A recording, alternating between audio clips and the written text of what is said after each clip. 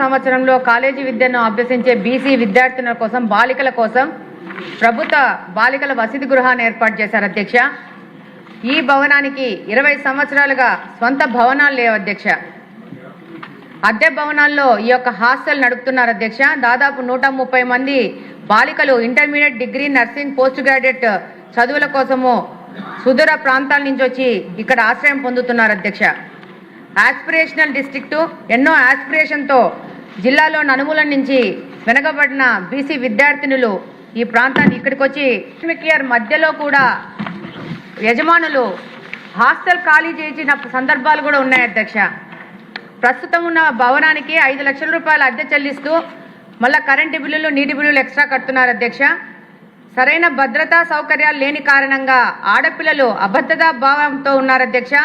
సరైన భవనాలు కల్పించి భద్రత కల్పిస్తే ఇంకా పెద్ద ఎత్తున వెనకబడిన ప్రాంతాల్లోని బాలికలు వచ్చి ఇక్కడ చదువుకునే అవకాశం ఉంది అధ్యక్ష. మంచి స్థాయికి చేరుకునే అవకాశం ఉంది అధ్యక్ష.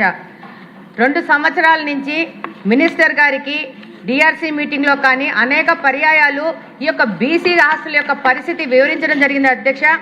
అద్దె భవనము కూలిపోయే పరిస్థితికి వచ్చి ఇప్పుడే ఈ మధ్యనే 1 నెల 2 నెలల క్రితము ఈ భవనాన్ని మార్చి మా ఇంటి వెనక ఒక భవనాన్ని తీసి బాలికలను పెట్టే పరిస్థితికి ఈ యొక్క బీసీ హాస్టల్ వచ్చింది అధ్యక్ష.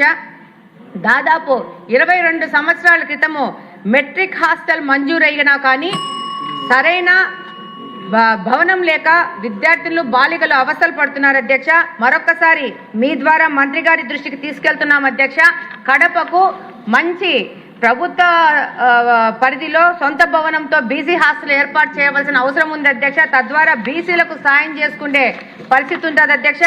ఒక్కసారి అధ్యక్ష, ఇలాంటి కూలిపోయిన పరిస్థితుల్లో బీసీ హాస్టల్ దాదాపు 10 సంవత్సరాల నుంచి కడపలో ఉంది అధ్యక్ష. బాలికలకి ఏమన్నా ప్రమాదం జరుగుతుందనే భావనలో బీసీ వాళ్ళు ఉన్నారు అధ్యక్ష. కాబట్టి తప్పకుండా మీ ద్వారా మంత్రి గారికి తెలియజేసుకుంటున్నాం అధ్యక్ష. తప్పకుండా భవనము సొంత భవనం ప్రతి ఒక్కరూ తప్పనిసరిగా యూట్యూబ్లోకి వెళ్ళి కడప వార్తను లైక్ చేయండి, సబ్స్క్రైబ్ చేయండి.